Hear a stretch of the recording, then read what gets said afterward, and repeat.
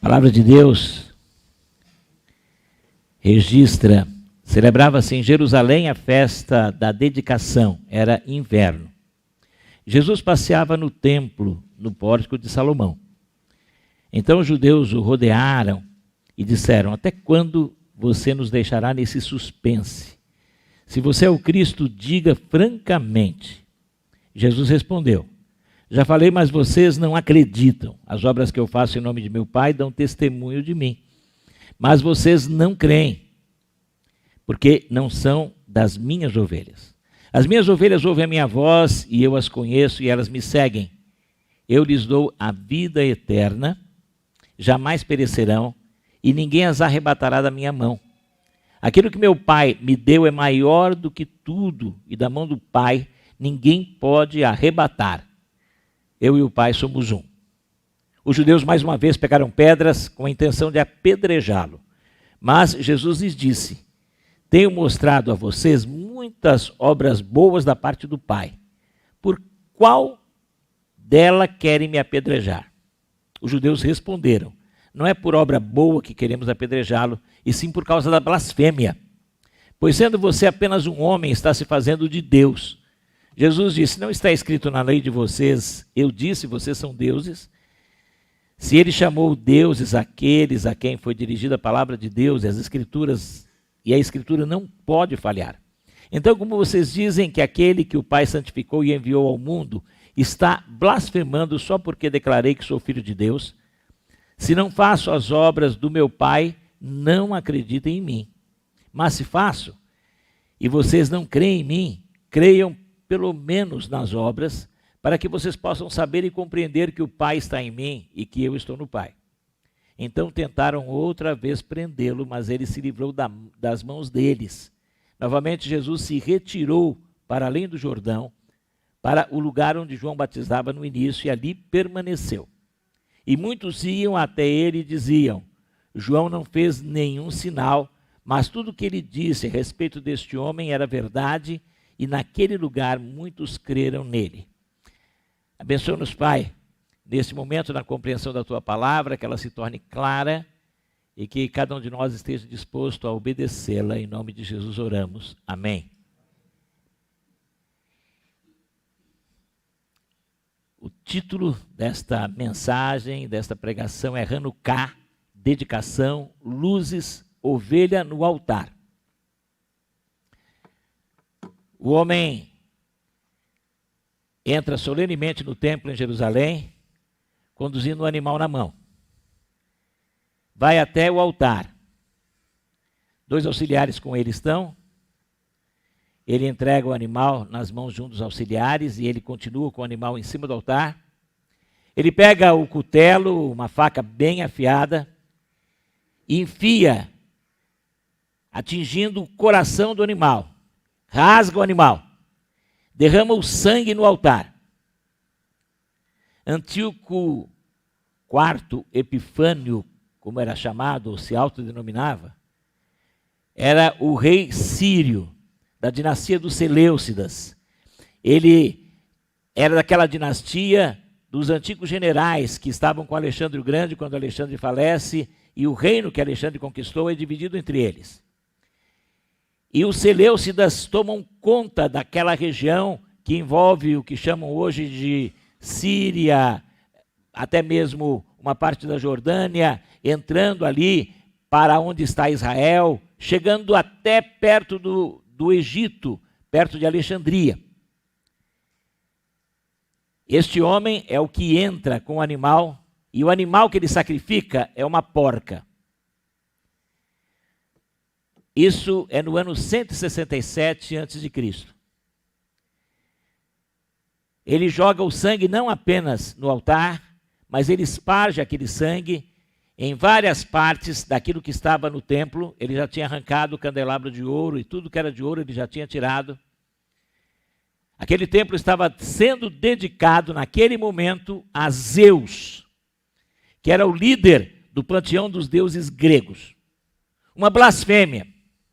Isso leva os judeus a pensarem na profecia de Daniel, no que iria acontecer no santuário. muitos judeus já estavam aceitando, porque já tinham concordado em tornar-se gregos. Muitos judeus já estavam adorando os deuses gregos, mas havia um grupo de judeus que resistiam. Numa cidade próxima ao sul de Jerusalém, um homem chamado Matatias, que era sacerdote, ele se revolta quando chega um emissário do rei, e este emissário, entrando lá, ele quer que Matatias lidere o sacrifício a uma divindade grega, matando um outro porco. Só que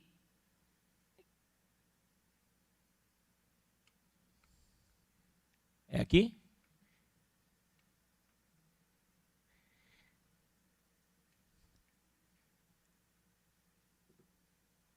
Esse mesmo, o próximo.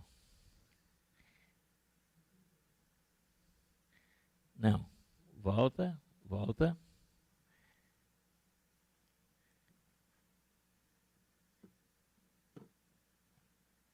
Nesse versículo 22, quando diz que celebrava-se em Jerusalém a festa da dedicação, lembra o que acontece com Matatias, que foge para o deserto, leva os seus filhos, ele tinha 5 filhos, mas ele morre no deserto, ele começa uma revolta, os exércitos de Epifânio vão atacá-lo, e ele começa a ter uma série de vitórias, e quando ele morre, o seu filho, que é chamado Macabeu, o seu filho, Judas e Erruda Macabeu, e Macabeu significa um martelo, porque ele vai com toda a força e com todo o ímpeto, ele consegue levantar aquele povo que na verdade não tinha nenhuma preparação militar, e eles reconhecem que milagres de Deus acontecem durante todas aquelas batalhas, e os sírios começam a ser vencidos, até que 3 anos depois, Matatias consegue reconquistar Jerusalém.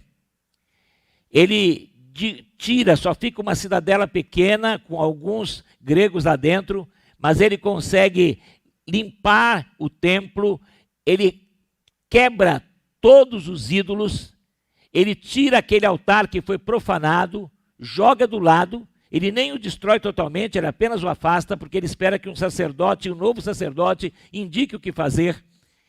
E ele reconsagra o altar e sacrifica um cordeiro. 3 anos depois, no ano 164, no dia 25 do mês de Kislev. Este mês, no calendário judaico, está entre o dia 20 de dezembro, de 25 de dezembro até 25 de novembro até 25 de janeiro. As datas mudam. Este ano, a festa chamada Festa de Hanukkah, a festa da dedicação, ela vai ser celebrada no dia 17 de dezembro e ela dura 8 dias. 14 de dezembro ela dura 8 dias. No ano passado, em 2024, ela foi celebrada no dia 25 de dezembro.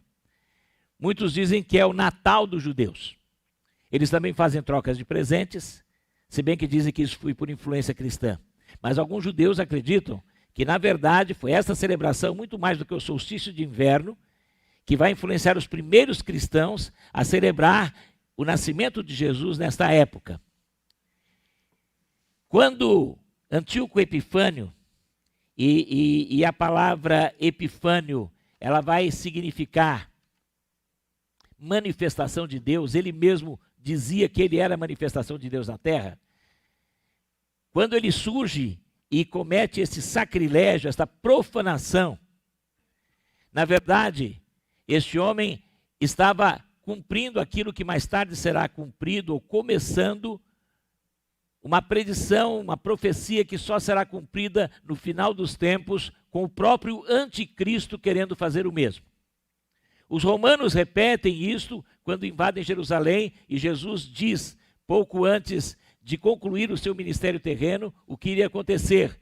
Quando eles entrassem, as tropas cercassem, eles entram com seus estandartes e eles consagram novamente aquele templo para Júpiter. Isso vai acontecer quando o templo é destruído, mais tarde, Adriano, 100 anos depois, menos de 100 anos depois do ano 70, ano 130, Adriano reconstrói o templo e o consagra a Júpiter. Os judeus têm sofrido estas derrotas de tempos em tempos.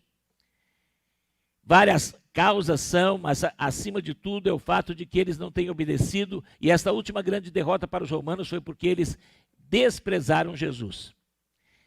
O versículo 23 diz que Jesus passeava no templo, no pórtico de Salomão, era inverno, um período frio, e o pórtico de Salomão é uma parte que era coberta, não era totalmente fechada, mas tinha paredes do lado, tinha uma abertura, era menos frio do que o restante do átrio, onde os judeus em geral ficavam. Jesus está ali passeando, ele não estava fazendo nenhum discurso, ele estava olhando, percebendo, conversando com seus discípulos, e ele é cercado por judeus, alguns religiosos, outros que vinham até ele e perguntam para ele: diga logo se você é o Cristo. Versículo 24 diz: os judeus o rodearam e disseram: até quando você nos deixará nesse suspense? Se você é o Cristo, diga francamente. Se aquele homem, Antíoco, Epifânio, representava o anticristo, de certa forma, Judas Macabeu vai representar um Messias, um ungido, um escolhido de Deus. As vitórias que ele tem contra os exércitos sírios são milagres. Tropas muito maiores são vencidas por ele, e eles reconhecem que Deus estava com eles. Há 2 livros que nós não encaramos como canônicos, mas têm um valor histórico e trazem tradições judaicas interessantes, chamados 2 livros de Macabeus, que narram esta história.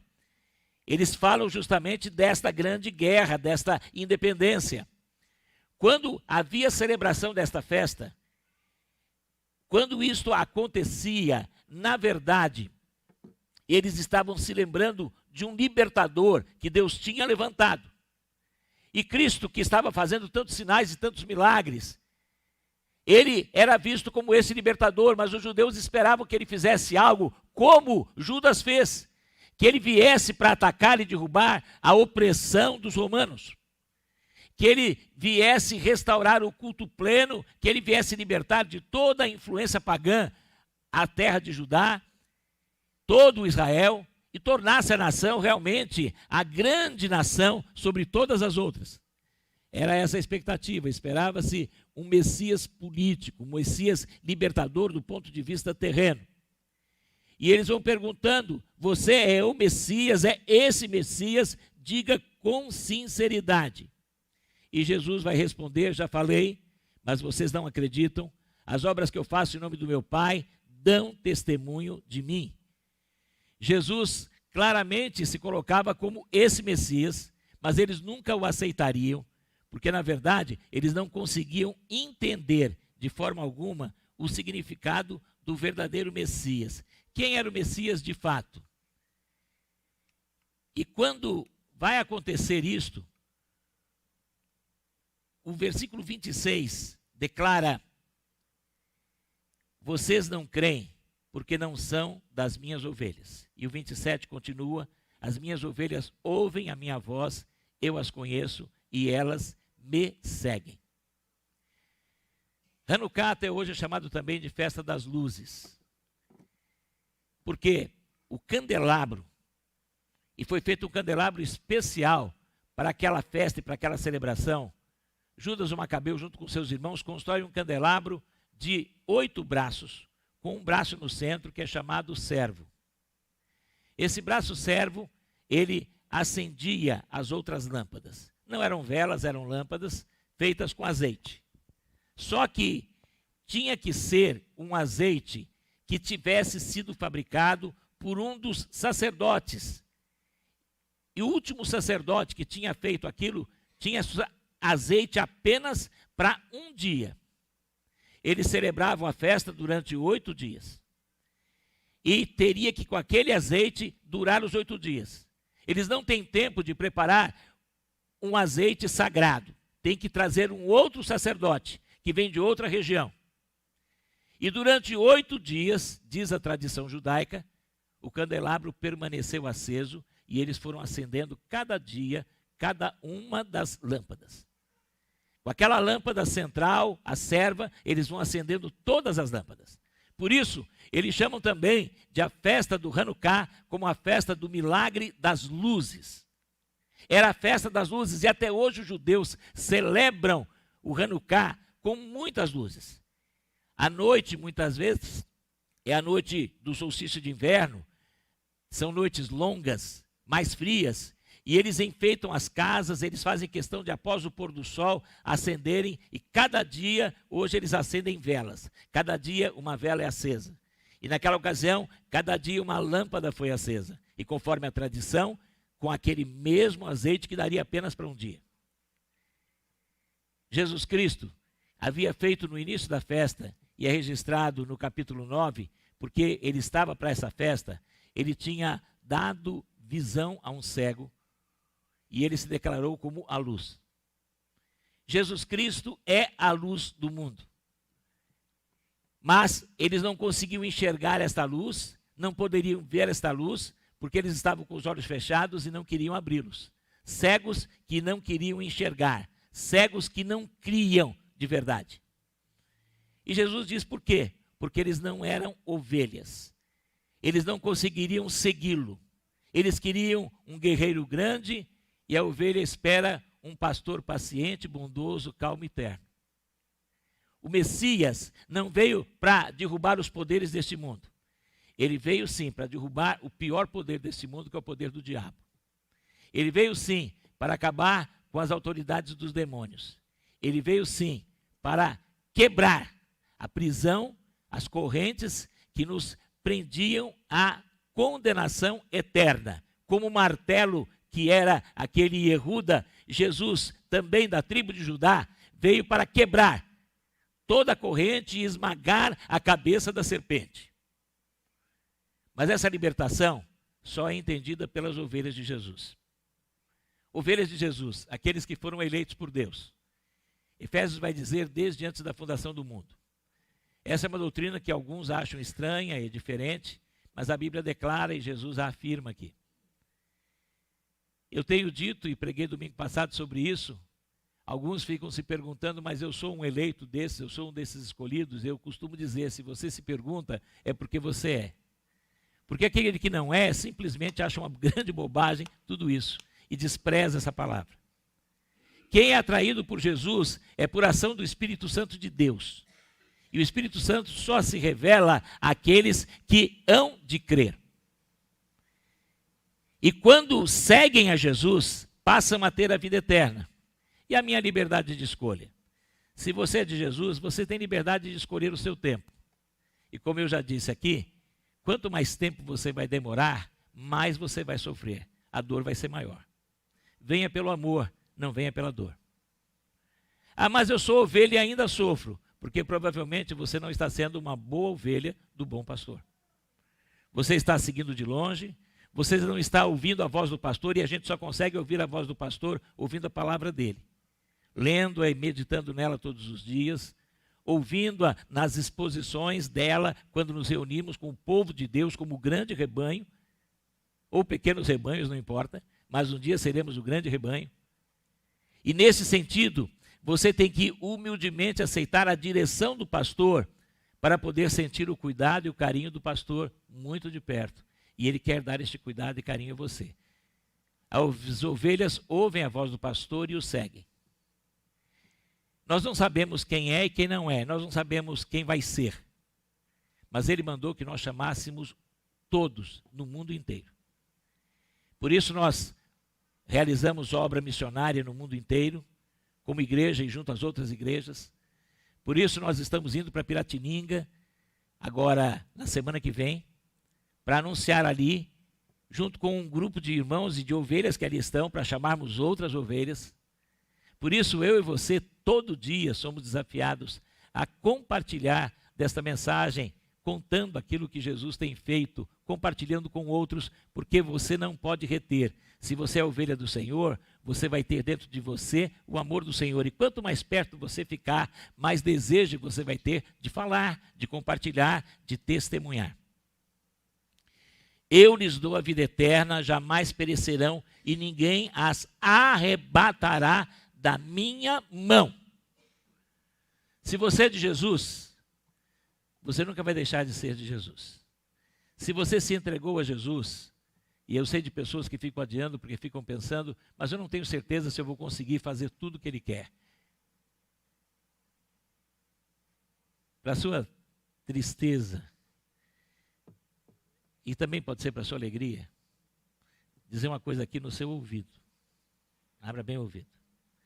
Sabe quando você vai conseguir fazer tudo o que Jesus quer que você faça? Nunca. Nunca. Temos cantado aqui, já cantamos hoje aqui, que foi pelo amor dele.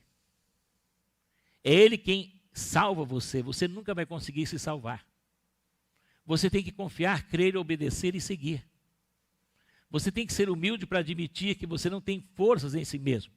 Mas você tem que, ao mesmo tempo, saber que você precisa fazer a vontade dele, não para ser salvo, mas por ser salvo. Não para merecer alguma coisa, mas para agradecer. Sabe como você diz aleluia e glória a Deus? Cada vez que você compartilha da mensagem do amor de Deus, você está dizendo aleluia e glória a Deus. Cada vez que você diz não para o pecado, cada vez que você pede para o Espírito limpar a sua mente, para você nem pensar em coisas que o afastam da comunhão, em coisas impuras, você está dizendo glória a Deus. A maneira que você tem para agradecer a Deus é fazer a vontade de Deus. É muito comum as mães dizerem, no Dia das Mães, né? Olha, meu filho, o maior presente que você me dá é honrar o meu nome. É me obedecer. O maior presente que você dá a Deus e você não dá, você apenas devolve do presente que Ele lhe dá, porque até a capacidade para fazer o que Ele quer vem dEle, pelo Espírito Santo dEle. É quando você se dispõe a obedecê-lo. E cada ato de obediência é uma expressão de louvor. É claro que é bom cantar, é claro que é bom aplaudir, é claro que é bom estar aqui durante todo momento de adoração, através das músicas, das apresentações, tudo isso é importante. Mas o que mais agrada a Ele é ver você dia a dia, vivendo a vida que Ele quer, pelo poder do Espírito dEle. E Ele é quem vai segurar você, e só Ele é a segurança da sua salvação eterna, só Jesus. Por isso, você pode crer que nem você conseguirá se tirar das mãos de Jesus. Ninguém. O diabo não vai tirar. Os amigos não vão tirar. As tentações não vão derrubar. O pecado não vai tirar. Ele vai dar tristeza ao seu coração. Ele vai importunar você. Porque o Espírito Santo se entristece, por isso você vai sentir essa tristeza. Mas, na verdade, a salvação você não perde se de fato você é salvo, se de fato você tem a certeza, se de fato você um dia recebeu Jesus através do poder do Espírito Santo. E é Ele quem vai dar a você a paz e a segurança, e cada dia você tem que ir a Ele. Você pode dizer todos os dias, e se você porventura está passando por momentos que você diz, eu não tenho muito pelo que agradecer, todo dia você tem muito pelo que agradecer. Todo dia, na sua primeira oração, você deveria dizer assim, Senhor Jesus, obrigado por mais esse dia, obrigado porque eu sou teu, obrigado porque eu estou salvo para sempre. Quem já tem Jesus, diga comigo.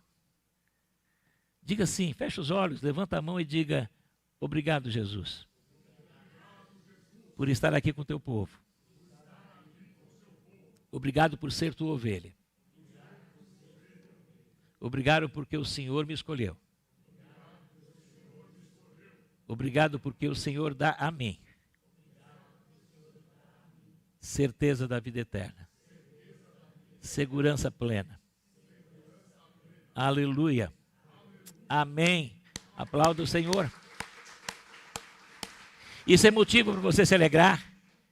E você tem que compartilhar isso com as pessoas, porque as pessoas estão inseguras no mundo que cada vez é mais inseguro. Isso é motivo para você se alegrar, porque você pode compartilhar, e pelo poder do Espírito Santo, você pode compartilhar e ter pessoas que se alegrarão com você. Nós, daqui a pouco, estaremos distribuindo o Evangelho de João, que é esse livro que nós estamos estudando. Mas esta distribuição implica num compromisso, num desafio. E todos os que estão aqui vão receber. Se você se recusar a receber, você vai passar um mico tremendo, porque eu vou dizer, fulano não quis, fulana não quis. Eu vou estar vendo aqui, porque os irmãos vão distribuir. Só que nós vamos estar nas quartas-feiras, a partir da primeira quarta-feira de março, aprendendo juntos como nós podemos compartilhar, através de 4 lições, das verdades deste Evangelho. E você é desafiado para isso. Quartas-feiras, você pode vir e deve vir, é o ideal. Mas você pode também participar lá pela internet, você pode estar assistindo, só que quem vir vai ter as respostas, e quem não vir vai ter que ficar escrevendo tudo. Então vem. É importante nós, como ovelhas, sabermos que temos que dizer isto, porque na verdade, a certeza e esta segurança que nós temos, é como ele declara, aquilo que meu Pai me deu é maior do que tudo, e da mão do Pai ninguém pode arrebatar, eu e o Pai somos um. Jesus é Deus, e você em Jesus, você está em Deus, e não há força e poder maior do que Deus.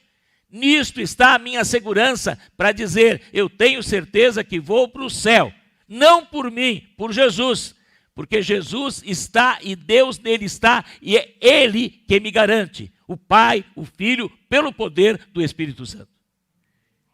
Então, nesta certeza eu tenho, e esta certeza eu tenho que compartilhar. A possibilidade disto eu tenho que oferecer. E quem for, virá. E quem não for, nós não temos mais o que aconteceu naquela época. Naquela época, o que nós vamos ver é que quando eles estavam celebrando aquela celebração do altar reconsagrado, da festa das luzes, eles estavam querendo destruir o sacrifício verdadeiro, que era o santo, Jesus. Por isso, o versículo 31 diz, os judeus mais uma vez pegaram pedras com a intenção de apedrejá-lo. No Brasil, pelo menos, não sei de ninguém que hoje seja apedrejado. Há uns 80 anos atrás acontecia isso. A igreja, quando surgiu em Cuiabá, num dos ar livres que o pastor Sandoval Quintanilha dirigiu, ele foi apedrejado por um grupo de fanáticos. Jogaram pedra, ele teve que ser retirado porque uma pedra acertou, fez um corte aqui na testa, ele ficou ensanguentado, mas quiseram tirá-lo, ele permaneceu, o sangue caiu na camisa e caiu na Bíblia dele. E ele continuou pregando.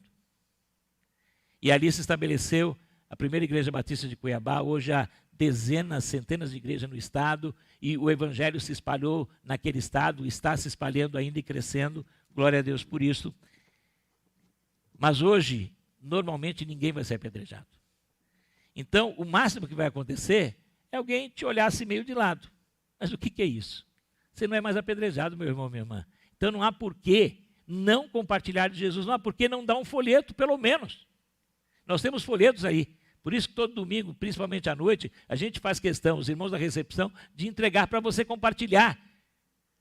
O máximo é que talvez alguém não queira mais falar com você. Mas se ele não quer falar com você por causa de Jesus, o papo dele não interessa mais a você.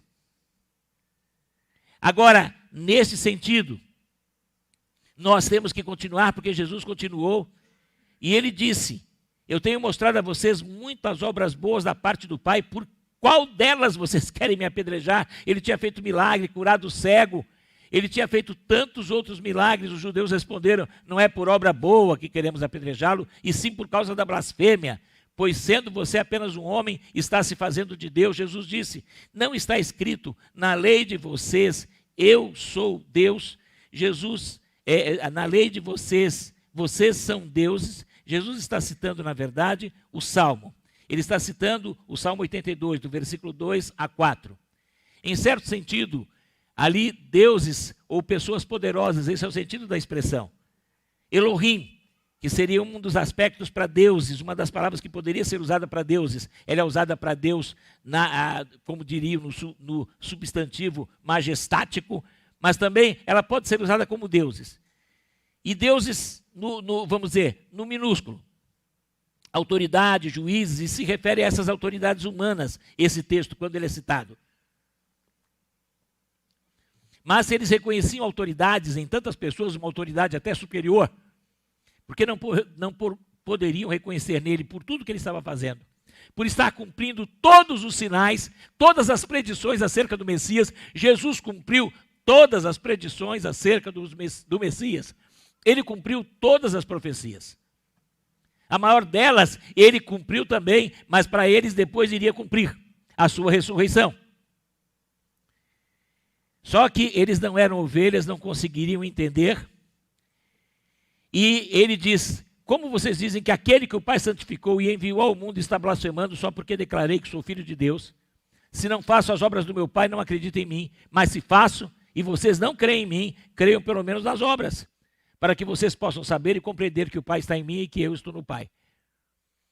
Jesus Cristo teve o seu poder sobrenatural reconhecido naquela época e impactou tanto que até um livro que é anticristão, que é o livro sagrado de uma outra religião, Jesus é citado como o profeta que mais milagres realizou. E eles acreditam nos milagres de Jesus. Eles só não acreditam que Jesus Cristo morreu na cruz. Mas eles dizem que Jesus foi ressuscitado. Só que esse livro diz que o profeta deles recebeu, mesmo sem ter feito nenhum sinal sobrenatural, recebeu aquele livro que é a maior revelação. E por isso eles desprezam Jesus. Mas eles não podem negar os milagres de Jesus. Eles não atribuem aquilo ao Messias, mas eles não negam os milagres. Então, os milagres que Jesus realizou provam que ele é o ungido de Deus, o Cristo, o Messias, o Salvador. E dizem: vocês estão, aquele a quem o Pai santificou, ou seja, quem o Pai consagrou. Eles celebravam a dedicação do altar, a reconsagração do sagrado. E agora eles não queriam ver aquele que era o sagrado, aquele que seria o Cordeiro de Deus, o único digno de ser sacrificado para perdão dos pecados. E que ao mesmo tempo era o sacerdote, o único sumo sacerdote, que com a sua morte rasgaria o véu que separava o santo dos santos, dando assim possibilidade das ovelhas irem diretamente ao Pai, ao sumo pastor. Mas eles não conseguiam enxergar porque não eram ovelhas do Senhor. Quem não é ovelha do Senhor não vai conseguir ouvir a voz do pastor. Você tem que falar, mas não fique bravo quando alguém não aceitar ou rejeitar. Jesus Cristo foi rejeitado também e negado por muitos que não eram ovelhas dele. E muitos daqueles que rejeitam não são ovelhas do Senhor. Você tem que falar. Porque você tem que falar. Você tem que falar porque é a vontade de Deus. Você tem que falar para a glória de Deus. Eu evangelizo para a glória de Deus. O Espírito Santo vai salvar as pessoas, mas a minha ação é para a glória de Deus. E quando você faz isso, você na verdade está naquele momento cumprindo a vontade do Pai, adorando o Filho. Ele é o templo santo, ele é aquele que se colocou de fato no altar, e ele convida a mim e a você, e ele vai dizer isso depois através do apóstolo Paulo em Romanos 12:1. Rogo-vos, pois, irmãos, pelas compaixões de Deus, que apresentem os seus corpos como sacrifício vivo, santo e agradável a Deus. Nós temos que colocar no altar do Senhor a nossa vida cada dia. Não para sermos salvos, como eu disse, mas por sermos salvos. A exemplo dele que se entregou totalmente por nós, nós temos que cada dia nos entregarmos totalmente por ele e para ele. Buscando como ele fez atos de misericórdia, também sermos misericordiosos. Buscando como ele perdoou, também perdoarmos até os inimigos. E não guardarmos mágoa nenhuma, porque ele não guarda mágoa nenhuma de você nem de mim. Os meus e os seus pecados foram lançados para trás dele, no fundo do mar. Aleluia por isso. Aquilo que de vez em quando vem à sua mente, diga para todo o seu corpo que ainda está em pecado, e o diabo que tenta de alguma forma influenciar para que você pense assim: Jesus Cristo já jogou isto no fundo do mar. Do meu pecado ele não se lembra mais. Aleluia. Nesse sentido, cada dia você tem que se oferecer. Os sacrifícios do altar e o sacrifício Jesus Cristo se colocou como aquele que foi para o holocausto. O holocausto era o sacrifício, e a palavra que significa que vem lembrar fumaça, que é uma queima total do que é sacrificado. Jesus Cristo foi queimado totalmente, ele quer que eu e você também nos coloquemos no altar de Deus, permitindo que ele nos queime totalmente. Nessa queima não é para juízo, mas é para santificação e purificação. Para queimar o que não serve, para que possa voltar o que é dele e para a glória dele. Jesus, ele deu um jeito de sair. Como Jesus escapou, nós não sabemos. Como foi que ele voltou, nós não sabemos. Alguns acham que um anjo chegou e fechou os olhos deles. Mas eu acredito que Jesus era um tipo muito comum. E os discípulos eram muito ágeis. Então aqueles homens deviam correr para lá e para cá, confundir tudo. Jesus não andava só com os 12, ele andava com mais 70 pelo menos, e mais as mulheres que o seguiam. E Jesus dava um jeito de sair, e ele sai correndo. Provavelmente ele recebeu alguma pedrada, os discípulos também devem ter sido feridos, mas ele vai e desce lá para a direção de Jericó, atravessa o Rio Jordão e vai para onde hoje é a Jordânia. Lá os judeus não tinham mais autoridade, já era a região da Pérea. Foi lá que João Batista realizou os seus batismos, eu já disse isso aqui. E João Batista foi batizado do outro lado do rio, porque lá ninguém poderia incomodá-lo. E Jesus vai para o outro lado para descansar um pouco. Tem horas que a gente tem que dar uma recuada em vários aspectos da vida. E principalmente quando alguém não está querendo, você se afasta um pouco. Talvez ele seja eleito e mais tarde. Não adianta perseverar, persistir nessa hora. Você já apresentou? Espera, ele vai buscar você.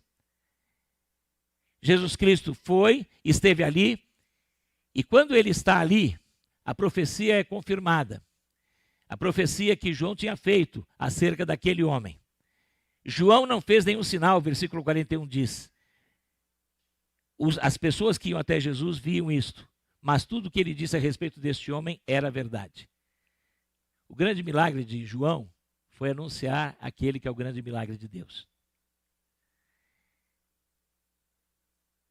João foi um milagre. Eu e você temos que ser um milagre nesse mundo.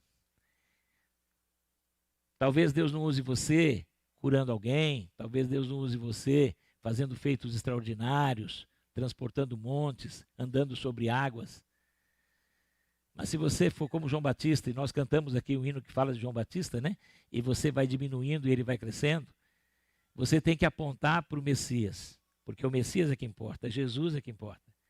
E esse é o grande milagre, o milagre da conversão, que através do anúncio da sua boca, dos seus lábios, pelo exemplo da sua vida, pessoas serão impactadas e o Espírito poderá levá-las à transformação, e esse é o maior milagre, a conversão.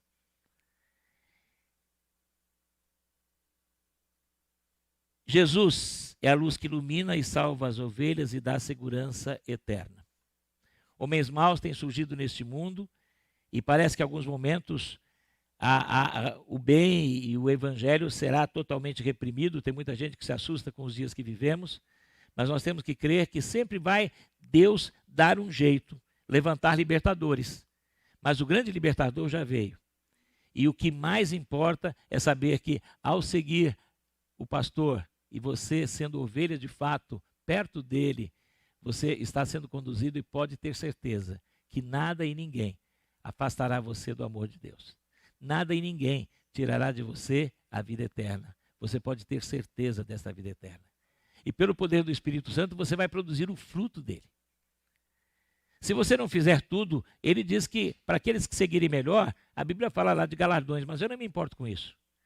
Importa saber que quando eu ando mais perto do pastor, eu sinto o toque dele todo dia na minha vida. Eu sinto a ternura dele, eu sinto o carinho dele. Eu tenho o abraço dele. E é isto que mais importa. Mas eu posso ter certeza que ele afirma para mim, ninguém arrancará você das minhas mãos. E ele diz isso para você. Feche os olhos, levanta a mão mais uma vez e diga, eu tenho certeza que nada me afasta, nem me afastará do amor de Deus que está em Cristo Jesus, o meu Salvador e Senhor. pelo poder do Espírito Santo. Amém. Aleluia.